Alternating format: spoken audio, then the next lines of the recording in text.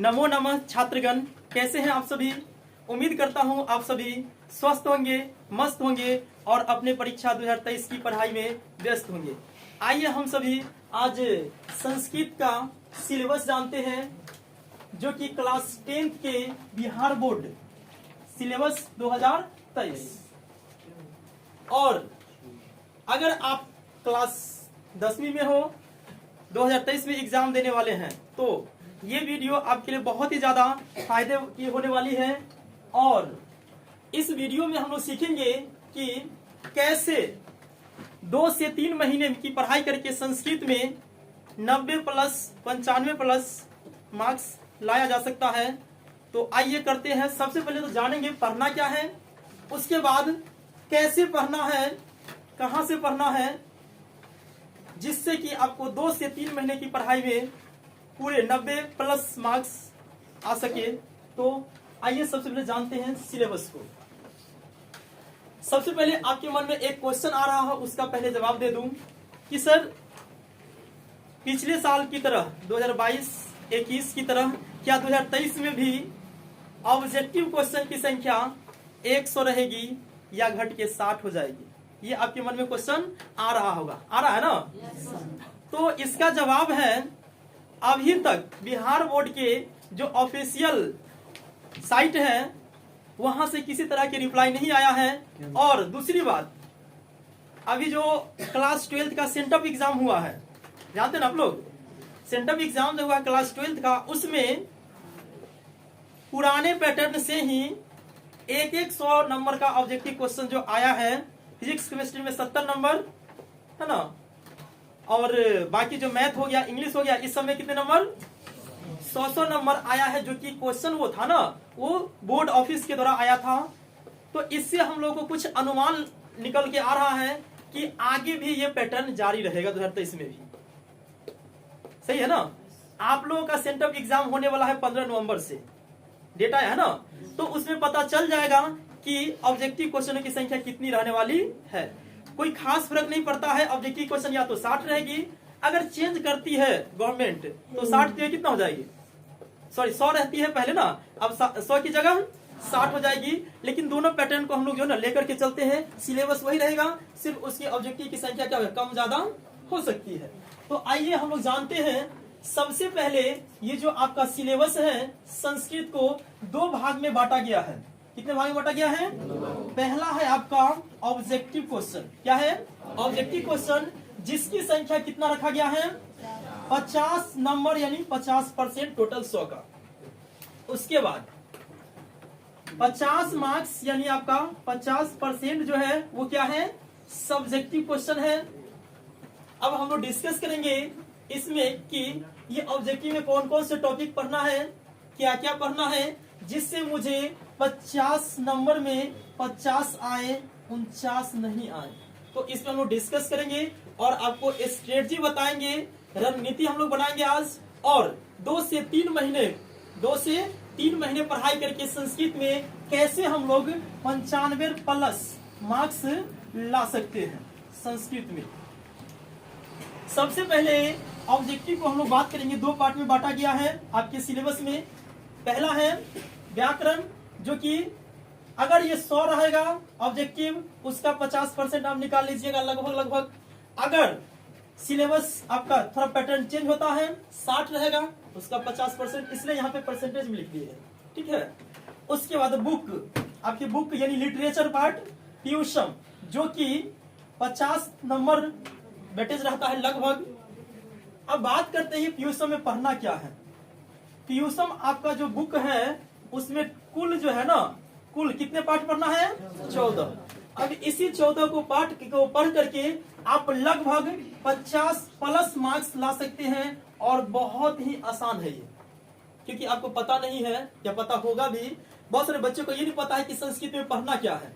संस्कृत अब पहले वाला पैटर्न के हिसाब से संस्कृत नहीं पढ़ना है, संस्कृत को अब हिंदी की तरह पढ़ना है, हिंदी में कन्वर्ट कर दिया गया है। जैसे क्वेश्चन आंसर जो है वो 16 नंबर का रहता है, जो कि हिंदी में आंसर करना है। किसमें करना है? हिंदी में। 8 प्रश्नों का उत्तर देना है और उसका आंसर क्या करना है, हिंदी में। जैसे कर्ण के दानवीरता का वर्णन करे, पाटलिपुत्र वैभव के बारे में आप क्या जानते हैं? संस्कार कितने हैं? विवाह संस्कार किसे मतलब विवाह संस्कार के अंदर कौन कौन से आते हैं आपके संस्कार? ये सब क्वेश्चन। अलस कथा पाठ से हमें क्या शिक्षा मिलती है? नीति श्लोक पाठ से हमें क्या शिक्षा मिलती है? ये सब प्रश्नों का उत्तर आपको क्या ये संस्कृत लग रहा है क्या?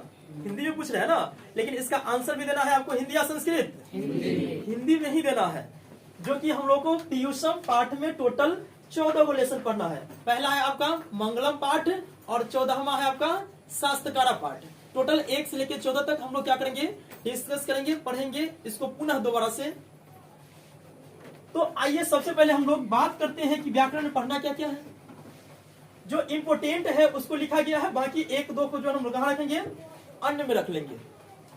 सबसे ज्यादा इंपोर्टेंट टॉपिक में से एक है आपका लिंग निर्णय संस्कृत में।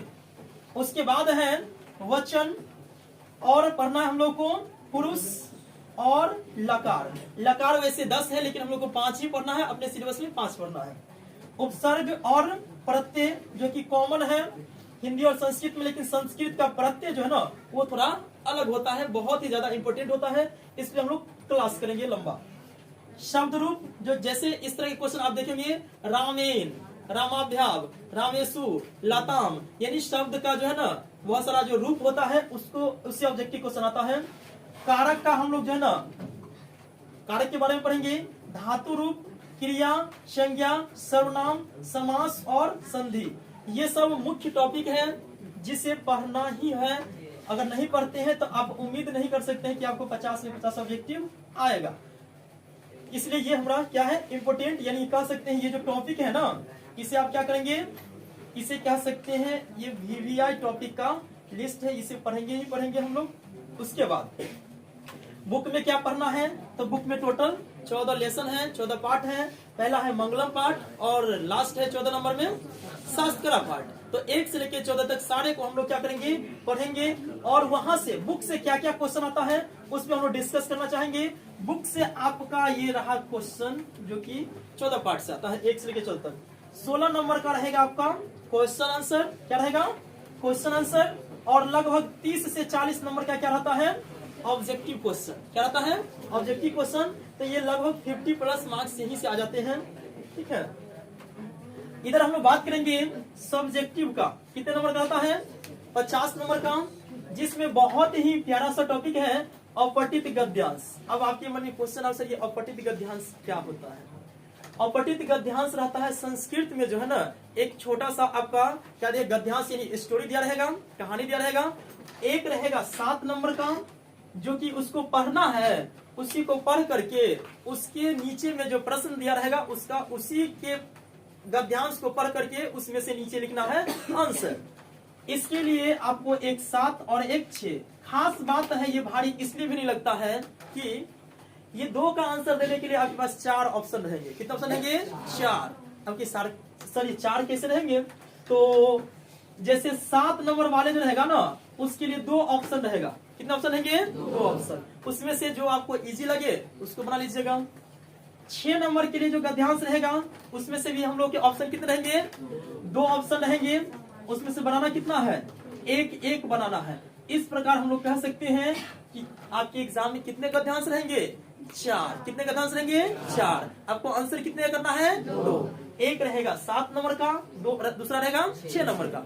इसे हम लोग क्या करेंगे? ज्यादा से ज्यादा प्रैक्टिस करेंगे क्लासरूम में ही, जिससे आपको एग्जाम में ये ना फील हो कि ये नया चीज है, बिल्कुल आसान बना के भेजेंगे आपको। उसके बाद अगला टॉपिक है अनुवाद।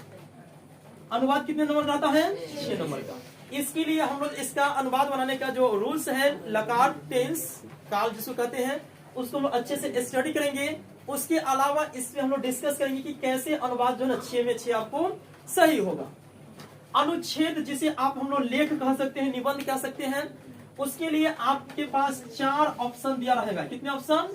4 ऑप्शन दिया रहेगा, जिसमें से आपको लिखना कितना है? 1 लिखना है। कितना लिखना है? 1। अब ये 4 ऑप्शन कैसे दिया रहेगा? जैसे अनुशासनम है ना, अस्माकम विद्यालय, मम देश है ना, नदी, इस तरह से जो है ना गंगा नदी, पाटलिपुत्र, इस तरह से 4 ऑप्शन दिया रहेगा, जिसमें से आपको आंसर कितने करना है? 1 का करना है।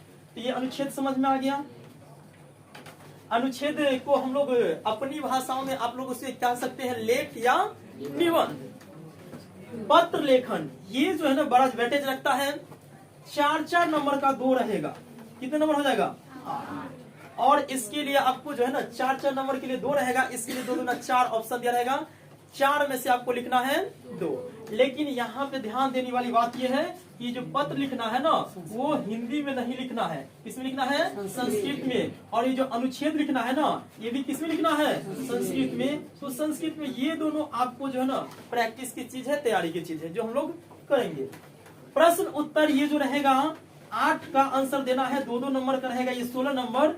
ये आपके बुक का जो 16 को लेसन पढ़िएगा, 16 को पाठ, 14 है ना, 14 को पाठ है, उसी से आता है। और खास बात है कि इसका आंसर जो हम लोग को देना है ना वो संस्कृत में नहीं देना है, किसमें देना है? हिंदी में देना है। तो बात समझ में आ गई होगी। यही आपका सिलेबस है, संस्कृत का ये सिलेबस है। अब हम लोग ऐसे ही झटके में या यूं ही नहीं लिख दिए कि आपको 95 नंबर या 90 प्लस नंबर आएगा, या फिर आप जो ना 96, 97, 98 नंबर तक आप ला सकते हैं। कैसे? इसका आंसर अभी हम लोग करेंगे कि कैसे पढ़े संस्कृत को 2 से 3 महीना में, कैसे पढ़े जिससे 90 प्लस 95 प्लस नंबर आ सकता है। आइए हम लोग इस पे डिस्कस करते हैं।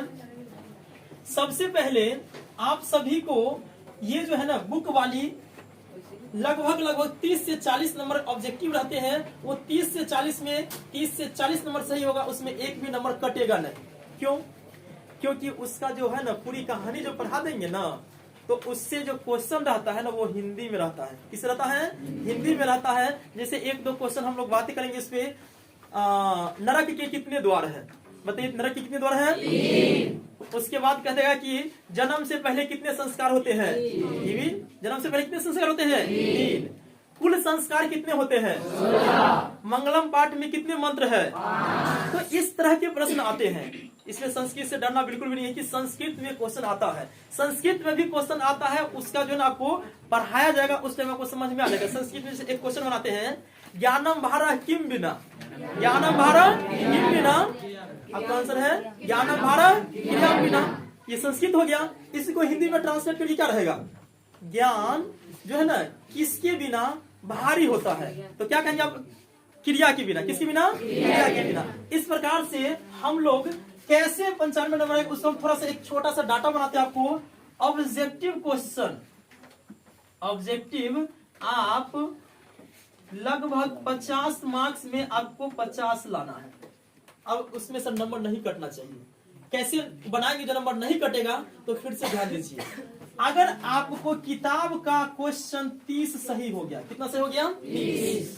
क्या आप व्याकरण में 30-40 में से 20 सही नहीं कर सकते हो? कर सकते हो जाएगा। इसके लिए आपको क्या करना होगा? क्या करना होगा? क्लास का पूरा वीडियो देखना होगा और क्लास में रोज आना होगा, है ना। तो ये लगभग 20 नंबर ये आपका फिक्स हो गया। ऑब्जेक्टिव में 50 लाइएगा, तभी हम लोग का नंबर कटने का 2-4 नंबर चांस बनता है सब्जेक्टिव में। ऑब्जेक्टिव में पूरा हम 1 नंबर भी काटने नहीं देंगे। इसके लिए क्या करना होगा? पूरा किताब वाले लिटरेचर वाला पीयू सब जो है ना उसका कितना नंबर तैयार करना है? 30। और ग्रामर में 2-4 नंबर आपको डिफिकल्ट रहेगा, तो उसके लिए 2-4 तो ऑप्शन भी रहता है ना। इसलिए हम कह रहे हैं कि संस्कृत में पूरा नंबर आ सकता है ऑब्जेक्टिव में। तो ये 50 नंबर कर लीजिए। प्लस आपको नंबर जो नहीं कटने वाला उसको हम लोग लिखते हैं प्रश्न उत्तर। प्रश्न उत्तर आप कितना भी सुंदर ढंग से लिख रहे हैं, 16 नंबर में से मान लेते हैं कि आपका 2 नंबर कट गया, 14 नंबर बचेगा, आ जाएगा। उसके बाद हम लोग को अनुवाद में प्रैक्टिस करके जाएंगे। और खास बात होता है अनुवाद में कि प्रीवियस ईयर का जो होता है ना तैयारी कर लीजिएगा क्वेश्चन बैंक से, या फिर जो दिया हुआ है गेस्ट पेपर में उससे रिपीटेड रहता है। क्या रहता है? रिपीटेड। तो इसमें से तो हम नंबर कटने नहीं देंगे, आप लोग नंबर नहीं कटने देंगे। कितने नंबर आ जाएंगे? 6। उसके बाद आपका पत्र है, पत्र आप बनाइएगा 8 नंबर का। चलिए सर जी 1-1 नंबर काट लिए, तो कितना नंबर देंगे? 6 नंबर देंगे। अनुच्छेद कितने नंबर का है? अनुच्छेद है आपका 7 नंबर। चलिए सर को 1 नंबर और काट लिए, थोड़ा सा खराब लिख दिए, तो इसमें से आप 6 ला सकते हैं। उसके बाद अपठित गद्यांश बच रहा है, अपठित गद्यांश। चलिए अपठित गद्यांश कितना भी सुंदर लिखिएगा, हो सकता है कि आपको 2 नंबर कट जाए। चलिए 2 नंबर इधर से भी काट लीजिए, 13 में से 2 तो कितना बच जाएगा, लगभग 11 नंबर। ज्यादा नंबर नहीं कटेगा क्योंकि आप प्रैक्टिस करके जाएंगे और पूरी अच्छे से तैयारी करके जाएंगे। और कुछ बच रहा है क्या, नहीं ना बच रहा है। अब इसको जो है ना काउंट कीजिए कितना पुर रहा है, लगभग ये कितना पुर रहा है, 93 लगभग, कितना 93 अगर लगभग आ रहा है तो आप इस ढंग से तैयारी कीजिए कि 90 प्लस ही आए, 95 प्लस ही आए। उसके लिए आपको एक टारगेट बनाना होगा। क्या टारगेट रहेगा भाई, कि सबसे पहले जो सिलेबस है ना उसे 1 महीना में खत्म करना, उसके बाद उसको रिवीजन करना। यानी टोटली जो है ना 2 से 3 महीना के अंदर इस ढंग से पढ़ाई करें कि आना चाहिए 90 प्लस 95 प्लस मार्क्स संस्कृत में। अगर इस ढंग से हम लोग तैयारी करेंगे, इस स्ट्रेटजी को पूरा कर लेंगे तो इसे 90-95 नंबर आ सकता है, इसमें कहीं कोई डाउट नहीं है। और किसी को कोई डाउट तो आप पूछ सकते हैं नहीं। तो चलिए हम लोग करते हैं आज से संस्कृत की शुरुआत। और अगर ये आपको समझ में आया होगा, आपका फायदे का लग रहा है, तो क्या करेंगे, इसे अपने दोस्तों के बीच शेयर कर देंगे और चैनल को क्या करेंगे, सब्सक्राइब करेंगे। Thank you.